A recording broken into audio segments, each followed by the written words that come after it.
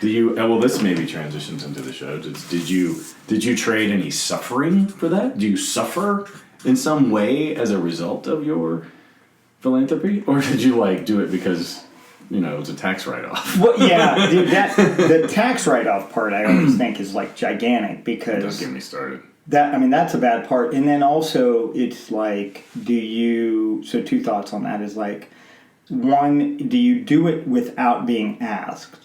Right, directly. Even if it's just nobody's watching. I see this event happening. I'm going to donate for whatever reason, or however it goes, or just random. That particular gentleman's probably not on social media, but on social media, someone's doing something for their birthday. Okay, I'm going to donate to that because I think that is a really great. Right. Just kind of you just do it, or for me, dude, kids come to the gym and from the yearbook or whatever. Man, for sure, I'm going to donate to that.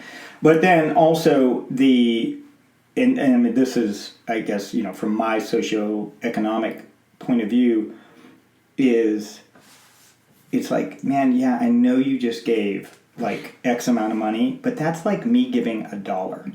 Exactly. For real. That's why percentages are so important to know. It's that doesn't matter. It's such a small amount for your amount of wealth, And there's a degree that I'm just envious. Honestly, that you have that kind of money. I admit there's envy, which I always think about that. That's a good thing to talk about sometimes. Is the difference between envy and jealousy. Oh yeah. Right, because envy can be healthy in terms of motivating. Jealousy is you've reached the problem part. Yeah, I always get those mixed up, and I know there's a difference, but I can never remember what it is and which one is the bad one. Well, I just leave it as envy's better than.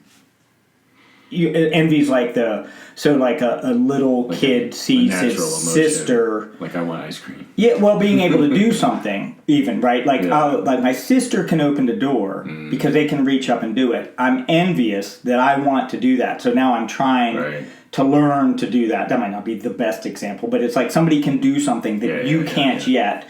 You're not jealous of them. You're just envious that you want to be able to do that too, or something. Good. I think that's a slight. To me, that would be the. And jealousy, I guess you're angry at them or something because they have this advantage. Yeah, I think that's it. That has to be it, right? That somehow that's it.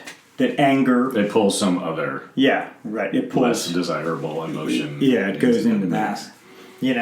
So dude, I think that's all the ideas of the suffering that we feel, right, is basically viewed as negative.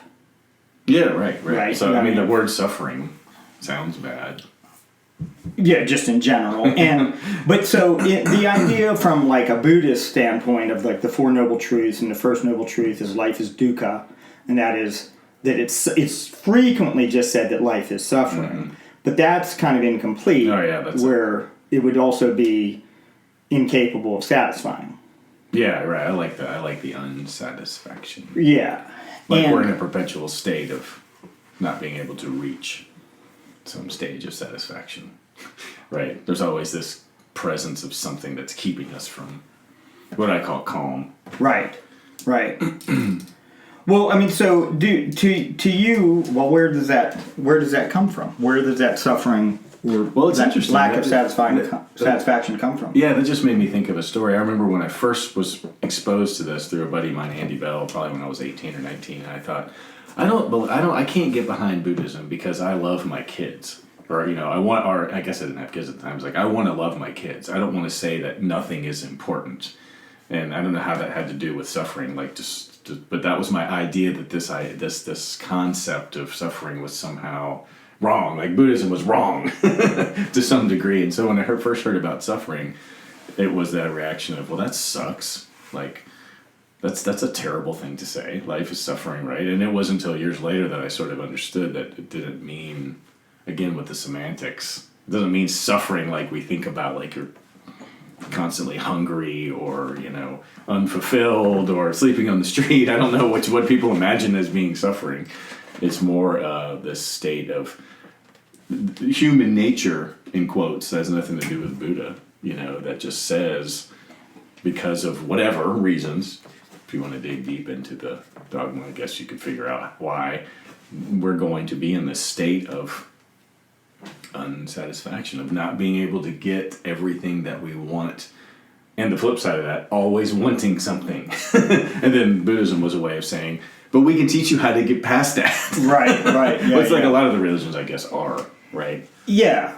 And so I think, right, well, that's what they should be. And to me, that's kind of a universal idea, because it would be so similar to Christian salvation, and then moksha and nirvana in the Eastern religions. Those are actually the same thing, which of course, dude, I was thinking a lot about this. Like, one of the things for me with like the whole idea of everything that we're trying to share is like, I mean, it's easy to go like, okay, well, this show's for everybody. When we're talking about it, it's for everybody, but it's honestly, it's probably not, because I think it's for the person though that they may consider themselves a specific religion, right? But they're questioning their religion, and I would say rightfully so. But also, it's also for the person that doesn't consider themselves religious, or even spiritual, but they still like know that they're part of like the greater whole. Yeah, right? There's a questioning,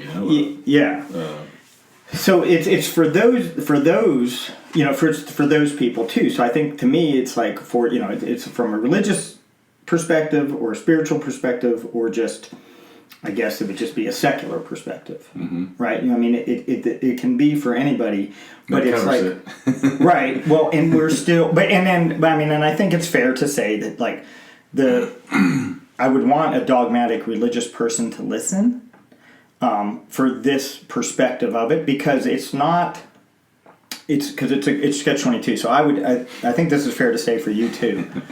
Like, I do not identify myself, I try not to identify myself as any one particular thing. So I was raised Roman Catholic. I do not identify as Roman Catholic right now. But it's not that I'm saying that everything about Roman Catholicism is wrong. Right, it's not that I'm not a Roman, but I'm not Christian at all, but I'm not Christian. I'm not Buddhist, but I'm not Buddhist.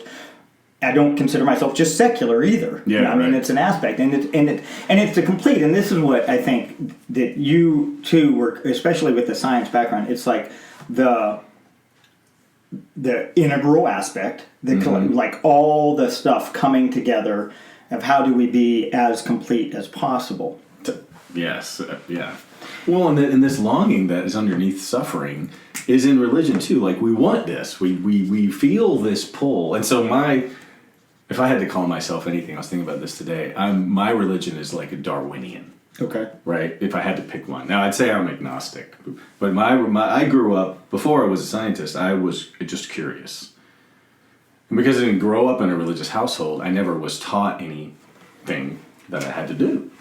And so I had this curiosity, and then I just started saying, well, what do you do? And what do you do? And I was sort of turned off by what I heard all the time, which was basically like Christianity, some form of baptism or whatever. Those groups they all seem the same to me, but everybody seems to split themselves apart. All the different Southern Christian groups, whatever they are. Right. I was turned off by that, so I sort of said, well, that's weird. There's too many rules, and to get up, sit down, stand up, and all these songs they know. And so I'm going to talk about Sunday, the UU talk, is sort of the separatist nature of those sects I didn't like. And so I started exploring the other ones. And yeah, my idea, I came to the conclusion early on that there exists this explanation of the world out there.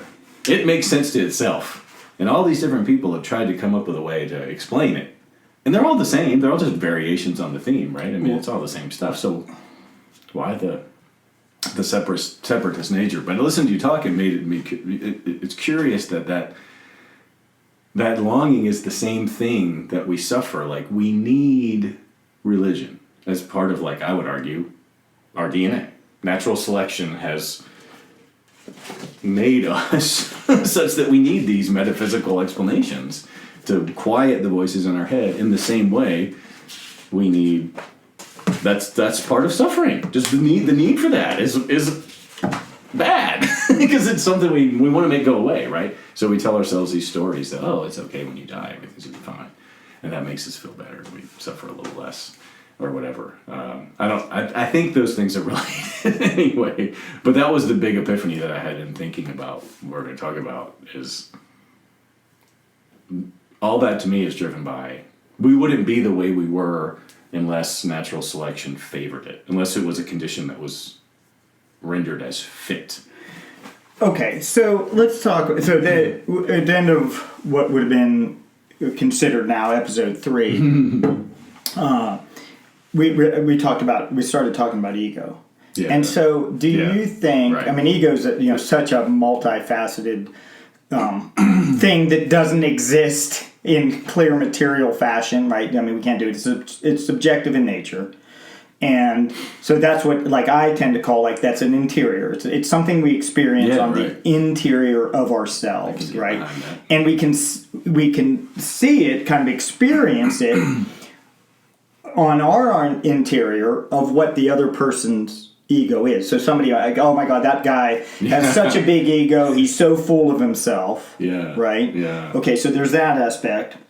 And then there's also an aspect, and so sometimes it's easy to think of ego as it's I'm so great, right? I have a really big ego, self-confidence. But more than self-confidence, right? And arrogance, right? Okay, but it was interesting because one of my good friends talked about, she always thought of the ego as all the negative aspects of herself. Like, my ego's bringing me down. My ego is making me... There's a definite bias towards... not think. So, dude, I mean, from an evolutionary standpoint, can you even say that ego developed evolutionary? I mean, you've thought about this a lot more than me, but where I'm at, and I don't know if that's enough of an introduction to the term even, but I think everybody has an idea of what ego is. And it's selfish, and it's got a negative connotation, right? Now, I look at it as, again, okay, let's assume that because the ego exists, and it must exist because we can all sort of talk about it, and nobody's out there going, well, some people are out there going, the ego's not a real thing, or it's made up, or it's an illusion, or whatever. It's a thing that people know about. So, to me, that means, okay, well, it had an evolutionary purpose, right? Or it wouldn't exist anymore. Or maybe it's an artifact. Maybe it's like an appendix or a tailbone. We don't really need it anymore, but it's there. That's good, but I can't really talk about that. I mean, I'm not sure I can go down that road with any. It's just total speculation. Right. But I think, ego. So I believe in and I hate to even say dualistic nature of humans, because that conjures up all this philosophical jargon that I don't think I mean. But we're an individual. We exist as an individual in the world. Simultaneously, we exist as a part of the world. And the ego, to me, is the part that protects the individual element. Part of it mentally defines us as individuals. It's necessary to say, don't go in the cave! There's a tiger in there, whatever. Or, watch out for yourself. Grab up all that food and eat it. Because you may need it.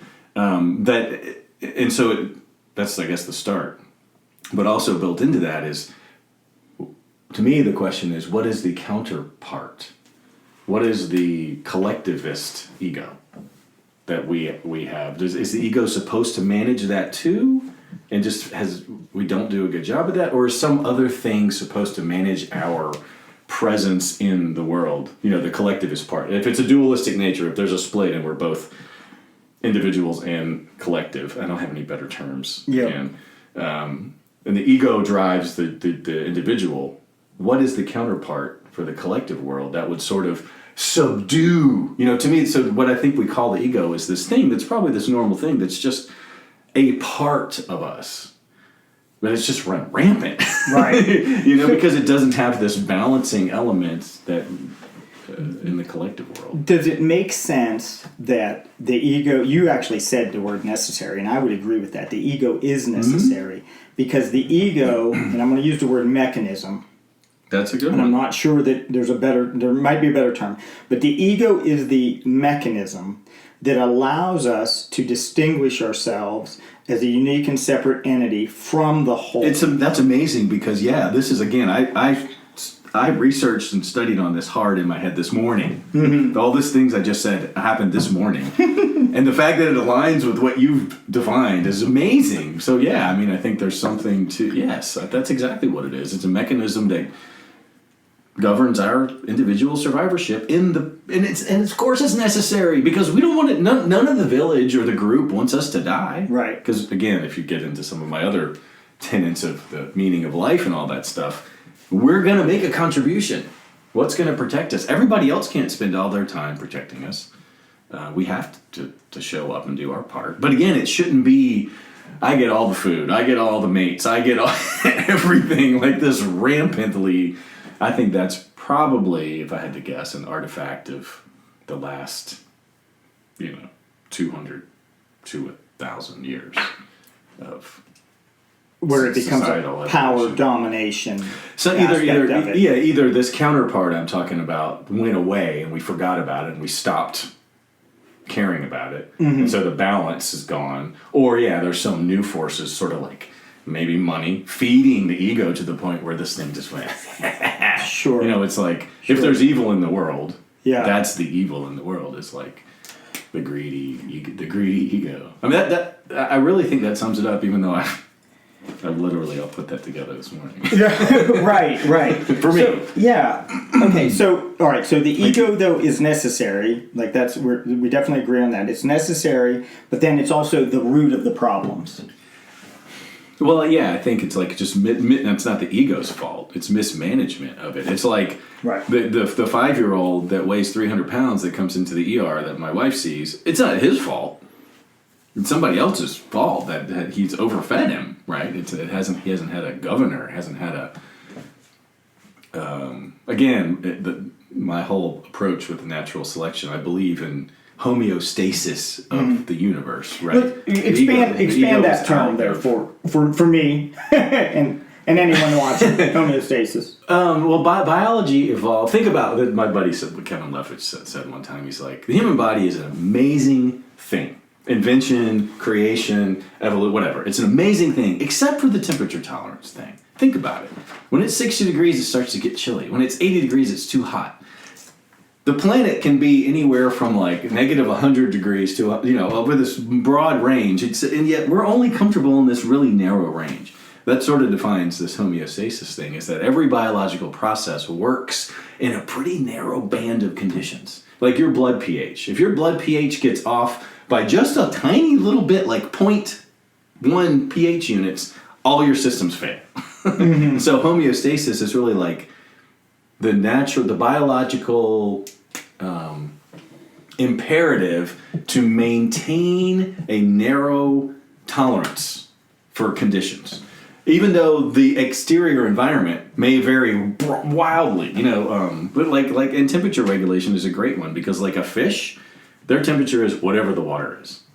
Right? We said, no, I'm going to regulate my own temperature at 98.6 because at 97 we start to die, and at 102 we start to die. So I got to do this myself in order to, So homeostasis is just this sort of natural tendency of biological processes to seek an average, a center point, and not be able to sort of fluctuate, which is brilliant, but it's also incredibly restrictive. So I don't know what the example was I used before that made you want to define that. Well, the thing that I find interesting about that is the homeostasis is the biological. Would be the scientific. It's biology. I'm not sure it applies to physics. Right. But so in terms of like comparing that, be a biochemical to what we're talking about mentally, it's the middle way. Exactly. Yes, it does have an application. It's the middle way. It has to be in this range. And suffering is when you deviate from that and you start to be like, okay, I'm getting to the point where death is, if I keep going in this direction, bad things happen. Right, yeah. So that I find that interesting, that's like a way to think about that in the physical world. And so we've talked about this a little bit. But this is why I think like the Earth education thing, the ECDC, ICA. I'm sure they've done this, what I'm talking about, more brilliantly. Right, but there's all those. So what the ECDC, ICA is energy flow, cycles, diversity, community, interrelationships, change, and adaptation. And that's all true for that world, but it's also all true for what I would call the spiritual world. Well, yeah, like, because why those things all are true. Well, and my thing with this, like, my religion is Darwin. I mean, it's sort of tongue in cheek, but the patterns that exist in nature that we can observe have a meaning. They're there because they work, and so why would that not? It's like I was thinking more even 50,000 foot view, like. What's the meaning of life? It has to be in the context of the laws of nature, right? It has to be. It's not going to be some. Chances are, the meaning of life is something like the laws of thermodynamics, right? Matter is neither created nor destroyed.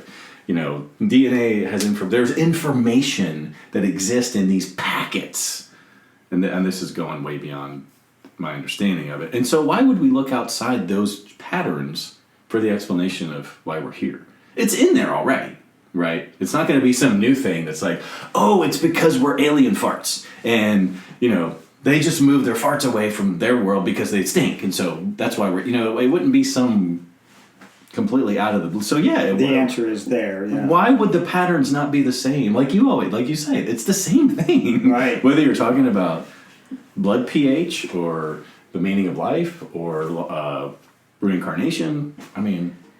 So let me ask you this, because we brought up the idea of evil today, and so some people would say that evil is like an entity, and they've connected like with the devil specifically. I would argue that that's not true, and for another way that I would say that. So if you said to me, "Does the devil exist?" No, the devil doesn't exist materially. Right. It exists inside each of our own minds individually because it's the negative aspects of the ego is the devil. Like, that's the devil. Right. Like, that's the negative aspects of our ego is what causes the problems. It causes the suffering that is at the hands of humans to other humans or animals or whatever. The painful kind of suffering. Because there would be suffering that is outside of our range of impact by human. Like, a hurricane, a tornado, an earthquake, natural death coming on, we still would experience the suffering and pain that goes with that. That's all beyond our control. Right, it's nobody's fault. Right, it's nobody's fault. It's beyond us. However you want to say it, it's beyond our capacity. Nobody's ego, did that. Cause. Right, nobody had. But the negative aspects of the ego, so we have an ego, it distinguishes us as a unique and separate entity from all others. It's like our name. We need it. We need it to experience this life, right? Okay, so we need it, but then it has that negative aspect. Wow, I didn't think about that. And so evil then is created. Evil's not a thing. It's created out of the negative aspect, the devil, the ego. So the ego, there is no devil. The devil is in our mind. It's the negative aspects of our ego. It's when we put ourselves above all others. And again, that's that catch-22 where sometimes we have to take care of ourselves first, simultaneously with taking care of everybody else. That's like way high up in the rules. But like the dualistic nature of humans is kind of what I'm getting at is we got to do these two things. Sometimes they conflict. Right. But that blows me away, what you just said about the ego. With respect to sort of natural selection, it allows our individual experience of life. Because without it, we would be like ants, right? I go get the leaf, I cut the leaf, I bring the leaf back, I put it in, I do it again. We're not ants. Right. We have the ability to behave as part of the group as individuals. That whole dualistic nature, I think that doesn't exist throughout the biological world. Right. For the individual creatures. And so in that sense, it is. I can't find the word, the natural selection word. It's a favored trait or condition that gets passed on because it has a benefit. And so it's wrong to think about the ego in a negative way, even though we started this talking about usually we think about ego as a bad thing. Right. Like, whether it's because of Freud, I think. Right. Yeah. I mean, that's not that old. I think it's kind of well, it's definitely missed throughout. I would say most of anything I've read in religions or cultures, until recently that the ego is necessary. Like we have to have it. That's mind blowing. We have to have it to experience it, and then now we have to identify the positive or negative aspects of. Well, and so you said the good and evil thing, and I got to put this thing out there because it's been all I've been thinking about lately. Is Rutger Bregman wrote a book a couple years ago called Humankind, and in it he demonstrates that the idea that this, there's two ways to look at this, and I think this is where you're going. Humans are either inherently good or inherently evil, and is this our nature? Like, is it the ego that makes us evil, right? And so he uses the example of and I think it's worth mentioning here, and we can maybe even link to this article because there's a Vanity Fair, or not a Vanity Fair, but there's a magazine article you can get without having to buy the book, and he talks about the Lord of the Flies. And we all think about the Lord of the Flies when you think about evil, good and evil, right? It's going to come up. Like, chances are, if you got 10 people, the third one's going to be like, well, it's like Lord of the Flies, right? Put us all on an island, we're going to eat each other. Well, it turns out that book, won the Nobel Prize for Literature. What book? I mean, the Lord of the Flies? I'm not thinking that's a Nobel Prize winning book. Yeah, I had no idea. The guy that wrote the book is an miserable, depressed alcoholic. He comes up with this story. It's great. But the problem with that is it feeds our collective psyche, right? And if you look, people have traced it through time and said, this is a big boost to the people are evil movement, right? This comes out, it's a book, everybody sees it, it wins a Pulitzer Prize, we go, see? It's evidence that we're evil. There's no actual evidence to compare it to. But there was a plane crash. Like in the 60s or 50s, a bunch of kids, boys, like a team, end up on a desert island, and they find them 10 years later. They're peaceful. They've made rules. They're getting along great by all respects, and they're a functioning tribe in a very good way. And so, not only is this thing made up, and it might be wrong, or at least it's 50-50. You're right. Right? It's not this. And then he goes on in the book to basically take all these other examples from history to go, why do we do this thing? We want people to be evil. We look for half, brained excuses to say people are evil and go, see? When in the truth, if you look at the examples, we actually tend to do good things. Right. So going back to I just throw that out there, that there's an awesome discussion on this topic in that book. Say that. What's that book again? It's called Humankind. Humankind. Okay. Rutger Bregman. But anyway, so that sold me. If somebody said, "What's the best book you read in 10 years?" I would say that. Oh wow! It sold me on. I don't entertain the idea that humans are inherently evil anymore. Right. That it's some function of the ego that's natural and exists, and like I said before, we just sort of have overfed it. Yeah. So here's the way I think I would put that all together. So whole idea, so from a Christian perspective then, when you're talking about humans are inherently evil, bad, whatever, that would be the whole idea of original sin. Yeah. So totally. That's sin... Adam and Eve. Right. So I would say that is misinterpreted, that the better interpretation of that, better understanding of that, is that it's not original sin, we're not inherently evil, it's the original separation from the whole. It's when the ego develops. Yeah. So we come in and I don't like the term original goodness as opposed to original sin. Right. But I'll offer original altruism. A better term here in a second.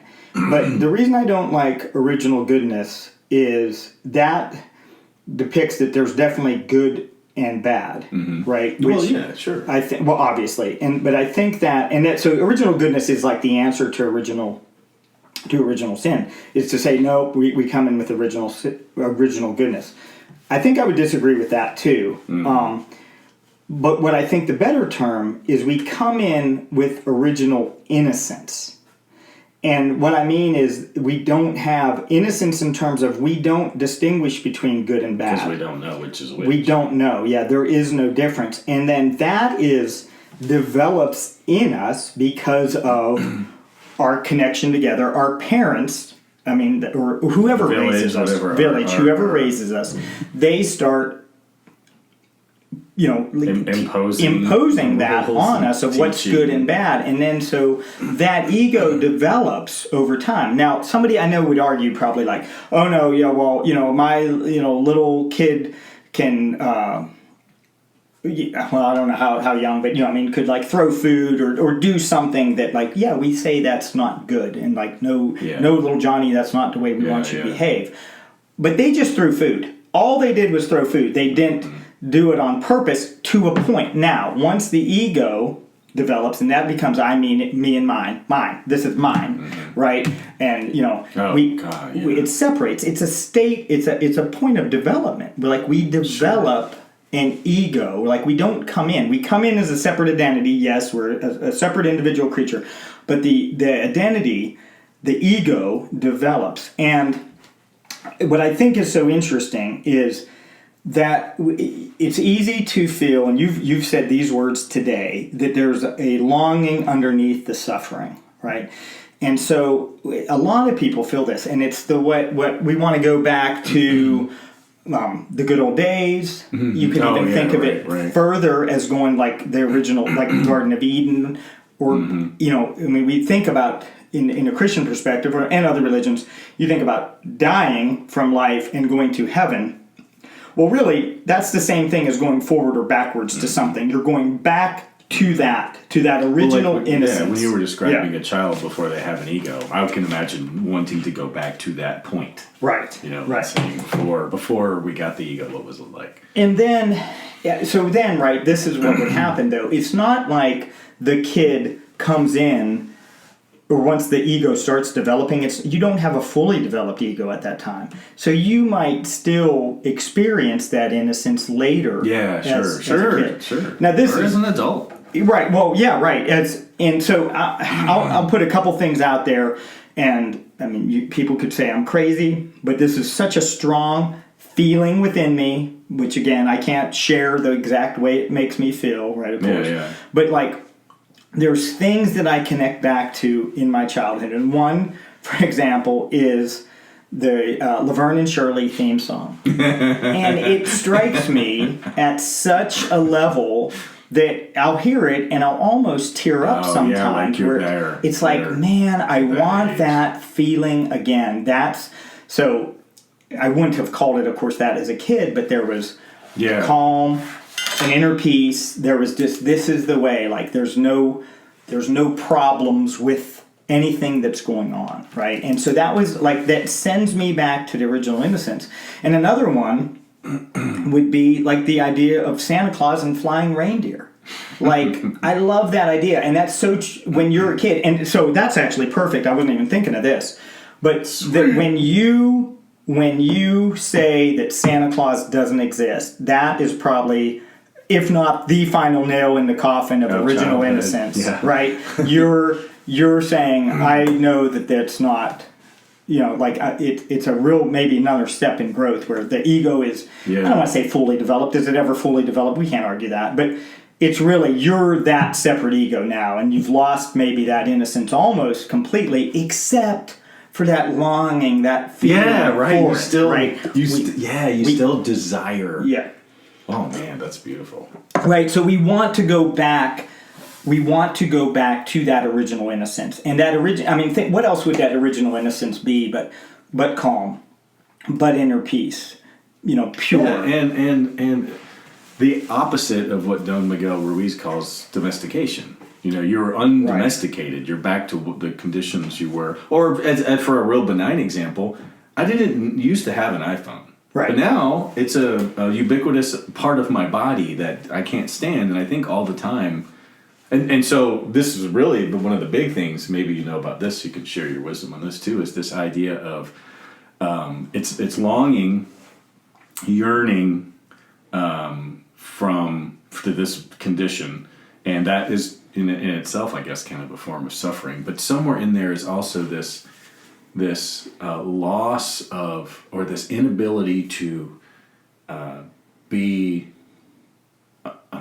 be distracted, or this condition of existence where you just are. Like I call it just being quiet. Like if anybody goes outside and just tries to sit down and do nothing, they're gonna become agitated, and that's related to this. That's suffering to me. I mean, that's the ultimate in suffering. And to me, in my life now, I always say calm. That's the force that I really want to understand and make it go away and get back to a point before I had that. Like, even if it's just a phone, like if I'm just sitting around, what did I used to do? Like, I know this is a dumb example, but like if you're at a really long red light, what are you going to do? I'm going to like pick up my phone, mess with something. I'm going to try to fill in that space with something, right? Whereas there was a time in my life, why did I need to fill this? I liked the space. I was all about the space. Right. And that's not neurotic. It's not a disorder. It's natural, and I think it's related to several of the things that you've talked about. The ego needing to be busy or to distract itself from itself or something, and related to suffering, because that's a terrible form of suffering. Yeah. So what is Don Miguel Ruiz? How did they describe it? Because it's like the voice of the mitote. The mitote, yeah. Right. The thousand voices, 10,000 like voices. Yeah, something. it's the monkey mind. A lot of voices. The roommate. Yeah, your brain. Yeah. Sure. That's in there, I guess. Yeah. Right. Well, okay. So somehow, that's so is that the ego? I mean, I guess that's is that, yeah, is that right. Ego? Well, that I would say that's the ego at work, and so obviously it's like you could say that there's all kind of thoughts popping up. Thoughts are difficult. The internal dialogue is what the right. Yeah, the narrator. It's like narrating the story of what's going on in your brain. Right. And of course that can be helpful. See, I mean, I think that's where like Ruiz nails it. I guess it's Don Miguel Ruiz Jr. in 5 Levels of Attachment. Mm-hmm. Because I think that's such an important aspect of like that's a way for the analytical mind to break down the way the ego can be. Yeah, right. It's like it's managing your ego. Yeah. It's its operating system. And so, I mean, for anyone that's not familiar with like the 5 levels of attachment, and of course, if you can break it into 5, you can break it into 10, 100, whatever you want. Yeah. So, and some of them would maybe overlap, and there would be a way that you're this way in one thing, and so there's 5 levels. The authentic being, the authentic self, is 0 or 1. That's 1, not 0. And then 1 is you have a preference for things. Mm-hmm. I always say that I like raspberries over strawberries. That's a preference. It's just a preference. Yeah, okay. Right. Then the next level, 3, is identity, right? So you identify yourself as something. So I'm a raspberry lover. Well, yeah, that would be a thing. Or I mean, a good one for a lot of people is sports fans. Yeah, they're a sports fan of whatever team. And then the 4th one, and this can be a sports fan too, is internalization. Now you take the things personally, and I mean that's totally true for me, sadly. Well, in my life with you are a human with the Browns is it's that I'll take it personally. That I mean it affects my mood, and like my wife knows that like it's hard not to do. Yeah, that, and then the 4th or the 5th level is to me it's the problem of all problems is the fanatical level, and that's where we see the biggest problems between religions, a fanatical level of religion, whether it be ISIS or KKK, that's a fanatical level of religion. And even in political, there can be the fanatical level of a political group. And maybe that should even technically be like on a political spectrum, so to speak. Yeah, sure. And the far left and the far right would both be the fanatical levels, right? No matter how they all fall, in that, but there would be the extremes. There's endpoints that define that. And the fanatical level then is typically associated with violence, with lessening of the other person, right? Because that's what we do. That my group is right and your group is not even. It's not even that you're wrong. You're unimportant, and we're going to get rid of you. Yeah, like genocide. Well, and it brings in. It's like all of a sudden at that level, all these new sins, if you will, or bad behaviors are just allowed. It's like, well, now, because you're so wrong, I can kill you. Right. And it's okay. Right. Right. Yeah. Yeah. And that's the way that a fanatical level justifies it. Right. That's amazing that I feel like I'm kind of a student of the Ruizes, and I'm not even familiar with the 5 levels of attachment. With the 5 levels, yeah. Like, it's cool how you get different things out of. So to me, though, that's like such an important aspect of that ego, and so it's cool. Totally. So ultimately, then what we're saying is the authentic level is what we want to be, but the preference level is fun because I do like raspberries more than strawberries. It's not hurting anybody. Yeah, and I mean, and you can root for a sports team, right? And then, I mean, taking it out, which of course the most important. I don't want to say the most. It is the most important, but like politically, let's just get this out there too. Anybody that says they're not political doesn't understand politics. We're all political. If you engage in the world at all, you're all political in some form. What they mean is they don't identify with a particular political party. Fair enough. They try to stay out of it. Yeah, but they can't. Yeah, but you're the way you spend your money, the way you do whatever. That's you're involved in it, and then so politics and religion are the two crucial. Although, like, dude, there's been like fanatical levels of attachment in sports where like a bus driver, I think this is the example in Ruiz's book, is like a bus driver of the fan of a team that lost, like runs into a crowd. Well, there's lots of violent sports acts in the world. And, and of course, see, all of that stuff also is what is news. Yeah, right. Because all what's the real? Yeah, the two fans, I mean, so my one buddy took me to a Steelers and Bengals game. Well, he's a Steelers fan, and I'm a Bengals fan. Well, I mean, in that respect, I'm rooting for the Bengals against the Steelers, right? Steelers, and that's interesting in and of itself. It was, You're not really a fan; you're just anti-Steelers. Right. And so, I mean, I'm not saying I don't need like therapy over No. My wife would argue that I do, but it was interesting because this is like, this is kind of related to like what I would call like. Remove the labels or Scooby-Doo it, like take it away. It's like, so we're at this game and the Bengals and Steelers, and I'm rooting for the Bengals. I have a Bengals jersey on. My buddy's rooting for the Steelers. He has a Steelers jersey on, and we're in Cincinnati. So there's a bunch of Bengals fans all around us.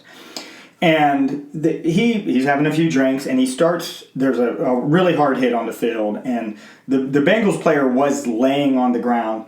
In fairness, he had been laying on the ground a couple times with like a shoulder injury. Okay, at this point, we don't know that he was actually knocked out, which isn't good. And this player is actually a notoriously dirty player. Okay, for that doesn't make it okay. But so after the hit, he's kind of laughing about it. He looked up, watched the big screen. He's laughing about it again, like, "Holy cow, what a hard hit! That's crazy," Yeah. And I mean, there's a whole bunch of things we could talk about with that, but let's just keep with the disguises that we're wearing, right? And so the guy in front turns to my buddy and says, "Are you this big of an idiot when you're by yourself all the time?" So now and of course he's a Bengals fan. And so this is the only... What a perfect thing to say, though. Yeah. It's not violent. It's not... My friend is the only Steelers fan in the crowd, in this little section. Yeah, and so, but now I got to like keep this from escalating, right? Or I certainly want to help it. So I'm telling my friend, who's probably had too much to drink, in fairness, you're done. Yeah. Don't say another word. Don't make this worse. But I'm also trying to tell the person, hey man, you're okay. Yeah. You know what I mean? It's okay. Like, we're done. And the thing was, it's like at that moment, like, I mean, if I could have done this perfectly, right, it would have been like, oh, I'm a Bengals fan. I didn't agree. I was like, now hold on, I'm Joe's friend, right? I'm his friend that I have to like defend him. Yeah, like now that's like my level of importance. You brought me into it. Yeah, the level of importance for a second was the Bengals versus Steelers. That's what it was about. Like, I'm rooting for the Bengals, you're rooting for the Steelers. But now it's like this person. There's a danger, definitive danger, and of course in crowds. I mean, who knows? Yeah, geez. What can happen? But that's where it's just so easy for then those levels of attachment to get into problems. So I guess then. I mean, I don't even know where we kind of went off on this exact tangent, because we were talking about the idea of like the original innocence. That's what we want to go back to, that sense that we want to go back to something. And that's what I think then, so that what ends up happening is you have to learn to distinguish in your mind between the ego that is your separate thoughts versus just the ego, just the mind that functions within the group. Right. You know what I mean? Well, again, I think that's that opposing collective force. I don't know what you call it. I don't have a name for it. Right. Something analogous to an ego that helps you manage yourself in the world. Right. Outside the ego. Yeah. Well, so go ahead. I mean, I just call that the unitive mind. It's the unitive mind. It's that which allows me to function as an individual, but it doesn't put my life over everybody else's life. Yeah. Right? You know what I mean? There's different priorities. Yeah, right. And it's within the whole priority. That's cool. You know, and that's the way. And so to me then, well, okay. So the monkey mind idea, the metote, the 10,000 voices, 1,000 voices, whatever that is in your mind, that's what you're learning. That's what, of course, meditation is designed to do. And I would argue that prayer can help you do that, or contemplative prayer specifically a whole lot of can help you do that.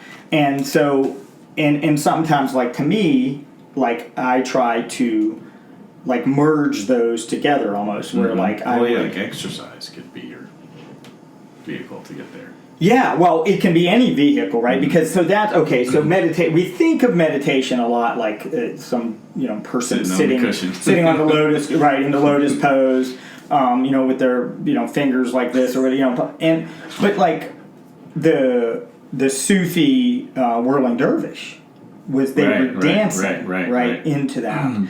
And I mean, I think anybody, dude, it has to happen to you musically, right? It's a flow state, right? Yeah, I mean, it's the flow state. But meditation is just a more standardized, regular, doable way to get there. Because in music, it's a roll of the dice. Right? I can't sit down and go, I'm going to play music and get in a state of flow. Some people can, I can't. Right. Well, okay. So, do you think that does everybody? This is what I would argue. So, I'm saying I think this is true. Because people will be like, well, I can't meditate, I can't calm my mind down at all. I think everybody does something that they calm their mind down in it. They might not realize that that's what they do, at the time. Well, and I think some people do it really poorly. They may do it, but it's such a small fraction of the world that they basically are living in the mitote. I mean, literally like 99.99%. There's plenty of people. And I think as a globe, at least as like a European culture, we're headed more and more and more and more and more into that direction. To the mitote. Yeah, of losing touch. And I would also argue that we all know how to do it because we did it. That's what we did when we were kids. Right. That's where we spent our time, in those relaxed, more meditative kind of flow states, because we didn't know any better. And so a lot of what you've been saying makes me think I would argue that it's one of the almost a duty of being human to be aware of everything we've been talking about, the ego, the dualistic nature, the unitive mind, to be aware of those things, and then, as the Toltecs would sort of say, to stalk it with intent, with the intent to not allow yourself to live fully in the mitote, to not allow your ego to fully take over, to remind yourself that you have this dualistic nature, to be aware of it, and then as a result of that, live in more of a homeostasis. Yeah. So, dude, I wonder. So, okay, the stalking idea. I've never heard that actually. I love that term. I mean, will, intent, and stalking all go together as a. Well, so I wonder, is that just the same thing as cultivating? Sure. It, right? It's because you're trying, so you know that it's possible, right? So if you don't know something's possible, you can't stalk it necessarily. Like you don't stalk an animal that doesn't exist. Yeah, you wouldn't be aware. You're not stalking nothing. Yeah, I think of it more of awareness. It's like once you're aware of it. Yeah. I don't think it matters if it's possible or not. Yeah, because it exists. Well, right, but that's what I'm thinking is that where does that awareness? Does everybody have a degree of awareness. And so here's what I'm wondering, I guess, is so the idea that we want to go back to that. What was your exact words? Longing underneath the suffering. Okay, that sense that yearning, and I like that word too. Yeah, you're yearning for that original innocence that was underneath the suffering. And what I'm wondering is, I think that everybody feels that to a degree, but if they don't just admit that that's there, is it that they've just denied it because they've been told what to believe, right? And that's the problem. So it's like a non-active denial. They're denying it, but not intentionally. Yeah. Because that's what they've been taught. Right. Yeah, they've been taught to deny that. But you know what I mean? Because that doesn't even exist. That'd be unaware. Yeah. Of it. Right. And so that's what. So I mean, it became because it's always there. The what you need to access. Yeah. Damn right. Right. Your therapist is you, but we just don't have the capacity to do that anymore. I mean. But I don't know if this is where you're going, but I always think it's does that even matter? I'm hearing the dude out there that's I don't give a shit about any of that.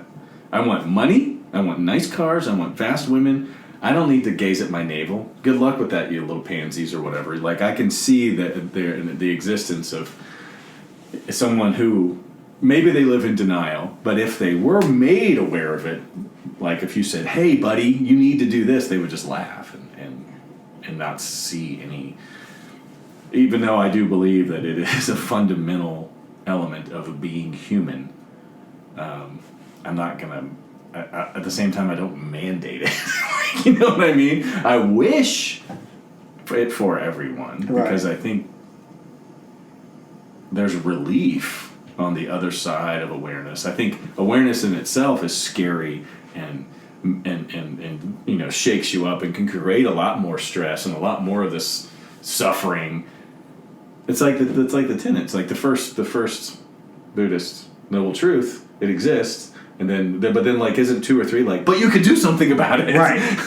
Yeah. So don't I know that's a shocker. You don't. Well, I guess okay. So that would be the question. And if somebody says they want all the things of money and power, if it's a male, they want all the resources, women, or they want to be the boss. That's not fair to say if it's a male, but sexually, they want all the sexual satisfaction.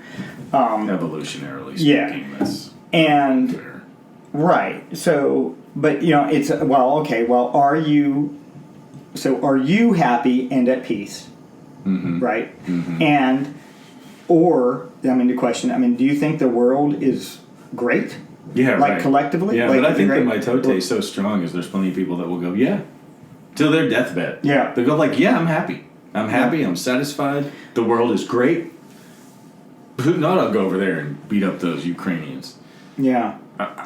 Well, and so I guess that's the one. If that's ideally you always want to be able to there's the side of you that wants to be for everybody, but ultimately what you learn is you can only. You can only change yourself, right? So you can only take care of yourself. The only transformation really is what you can do yourself. So if this is striking a chord with you, this is important. And if it's not striking a chord with you, okay, it does, you know what I mean? Well then, honestly, then don't watch. Yeah. Right. But at the same time, I would say, and if this isn't striking a chord with you, maybe you want to think about that. Yeah. Not as a threat. I know even the way I say that makes me not like myself. Yeah. But there's I believe we have these beliefs. Everybody thinks they're right, like you say. But one of my fundamental beliefs is that this is not only a critical thing for us to do collectively as 7.5 billion individuals of the same species. It is happening all over the place right now. Right. That we're doing this. There's some other dudes and women and what they and them doing their thing everywhere, and we're just far apart. And at some point, I was thinking about this the other day. We're not really good about thinking. We're good at complaining about the way things are and wanting them to go back to this condition. but we're really bad about going, in 10 years, will we look at what we're doing now in the same way? And so does that make what we're doing now incredibly awesome? Like, and I was thinking about, people complain, my mother-in-law, no offense, anybody of your age would say something, and my wife does this. I really wish we all would sit around the table and have dinner as a family. That's like the big complaint. And I've never done that. Maybe when I was in high school a few times. Okay. And so my kids have never done that. We eat food around the couch and watch TV. I mean, the TV's on. Now we're all on our phones or whatever. And people complain about that. I think in 20 or 30 years, we'll be even somehow more isolated from each other when we're sharing meals. And we will look back and go, God, at least we were all in the same room. At least there was some level of awareness that we were together. At least we were watching a game show and laughing at it together. You know what I mean? So we have to remember that, the direction we're going is going to get exponentially, in air quotes, worse. Well, more mitote. So we need to. Yeah, right. Okay. So dude, that's what's interesting there is that. So I think what happens, and I might be completely wrong about this, but I think we might. That's a statement to make. I do think. I think that this is what happens there. Is so that is a perceived expectation of the way things should be, right? We should sit around the table. If down the road we should at least be sitting in the living room watching TV, laughing together, right? That's a way that things should be, and that's part of what happens. That's suffering. Yeah, right. It's related. I'm not. Yeah. That is suffering, and so that the shoulding of this situation is not correct. It should be a different way. That disjunct dissonance is. Well, and okay, so then I think the thing to know about that though is that the way it should be. That is we're always thinking that. Like that goes back all through recorded human history. This might, I have like 80 episodes of my other podcasts about that. Right. That we think it should be another way, and that's where the suffering is. Yes, and that is the simplest example of it. Yeah. Is as soon as you do that, you've lost the fight. I mean, and you have to now sit in that space of suffering.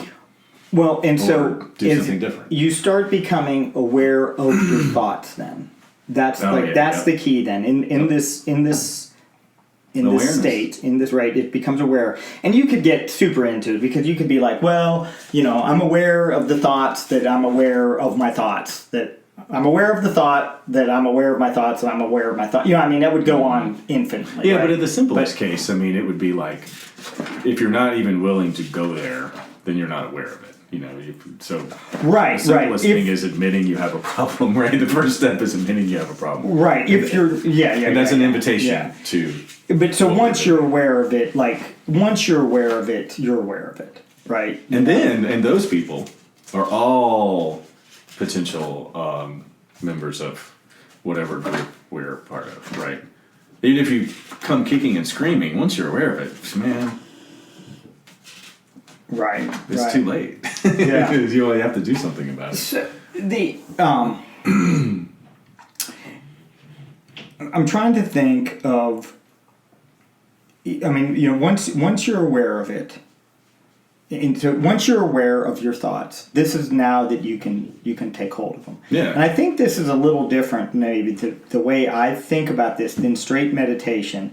So it's almost like, well, you can get to, I think I would argue that you can get to a meditative state through thinking by thinking about all the things that aren't the meditative state and identifying it, and then you get rid of it. Yeah, what's left? It's a process of elimination. Yeah, what's left? So it's getting rid of all the non-essential. That's exactly what Descartes did. That's why we know his name. But he thinks that I think, therefore I am. But the way he went about doing that is he denied everything. He said, well, I'm not this. I doubt this. What if this isn't real? What if this isn't real? And then at the end of the day, he went, I can't. Well, I guess what I mean is what the difference between real, I think this is what I would say, is that it's like, okay, when you, going from what happened to your description and an opinion and perspective about what happened, right? I used an example earlier of what, like, the kid, what did I say, kid threw food or something? Yeah, the kid, right, the kid at the high chair. Like the kid threw food. What happened is food was thrown, right? And then you could even argue that down if you wanted to. Well, it wasn't food. It was aggression. If he was being evil, he wanted. Right, but that's what happened. But that's our opinion on it. That's not what was real. Yeah, that's not that was our perception of it. It was Ruiz calls the dream. Yeah, you impose a story on what happened that you made up. Right. So, dude, that might be the place to stop today. Yeah, I think a neat place to go next would be to start with the awareness and intent and will and sort of, okay, what do you do? And isn't this like where we all started? Anybody who would be watching this, anybody that would be interested, it starts with awareness, and then once you are aware of something, you have a choice. Right. What are you going to do with it?